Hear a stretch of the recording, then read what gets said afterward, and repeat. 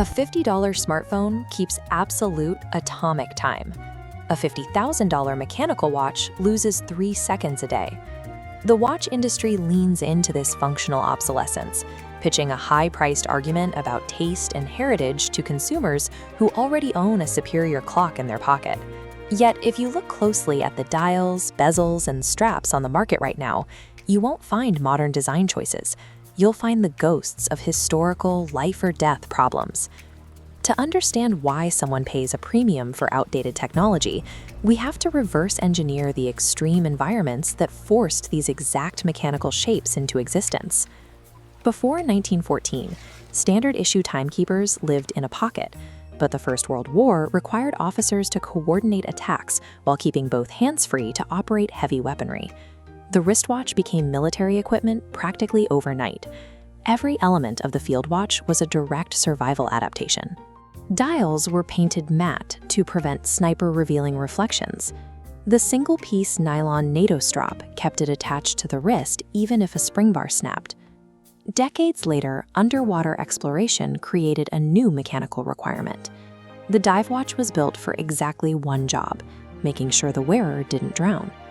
This diagram shows the bezel of a dive watch, which tracks remaining oxygen. It is strictly engineered to rotate in only one direction, counterclockwise.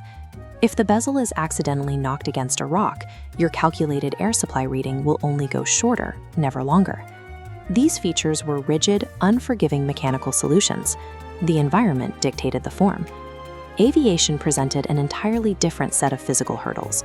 Early cockpits were dark, full of magnetic interference from iron-based instruments, and pilots flew wearing thick leather gloves. Watchmakers responded with oversized crowns that could be turned without removing those gloves. They built high-contrast sandwich dials, layering luminous material under cutout numbers to pop in low light, and wrapped the movements in anti-magnetic cases.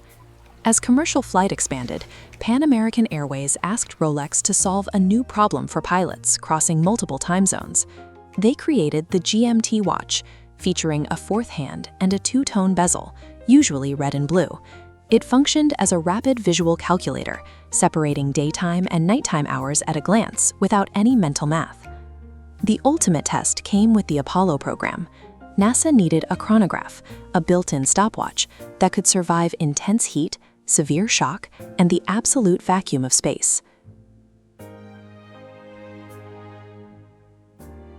By the time Omega's Speedmaster reached the lunar surface, strapped to Buzz Aldrin's spacesuit, the mechanical watch had conquered the harshest physical environments known to humanity. It had reached the absolute limit of its utility as a tool. Once quartz and digital technologies solved timekeeping permanently, watchmakers had to pivot. Without external threats to conquer, the industry turned its attention inward, inventing invisible mechanical challenges just to demonstrate their mastery. Consider the tourbillon. In 1801, Abraham Louis Breguet identified a real problem. Pocket watches sat vertically in waistcoats all day, and gravity pulling steadily on a stationary movement caused accuracy to drift. This schematic illustrates Breguet's solution. By mounting the escapement and balance wheel inside a rotating cage that completes 1 revolution per minute, the mechanism averages out the gravitational error. The catch is that wristwatches do not have this problem. They are constantly moving through space on the wearer's arm, naturally dispersing the pull of gravity. Today, installing a tourbillon, or spending hundreds of hours skeletonizing a movement, cutting away all non-structural metal purely to catch the flicker of candlelight, adds absolutely nothing to the function.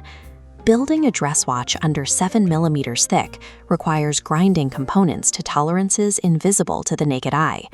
It is the mechanical equivalent of a surgeon suturing with their non-dominant hand. A performative, immensely difficult solution to a problem that no longer needs to be solved.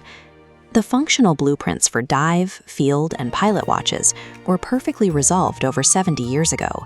Their visual profiles haven't meaningfully changed since. Features engineered strictly to coordinate infantry attacks and calculate transatlantic flight fuel have entirely outlived their practical use. Ironically, those exact functional details have become the most copied and highly valued aesthetic signatures in the world. When someone chooses to wear a luxury mechanical watch today, they are actively rejecting digital efficiency.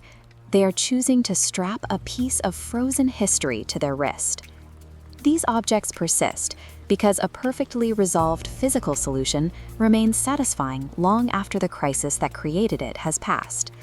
The mechanical watch proves that the elegance of how a problem was solved can outlast the problem itself.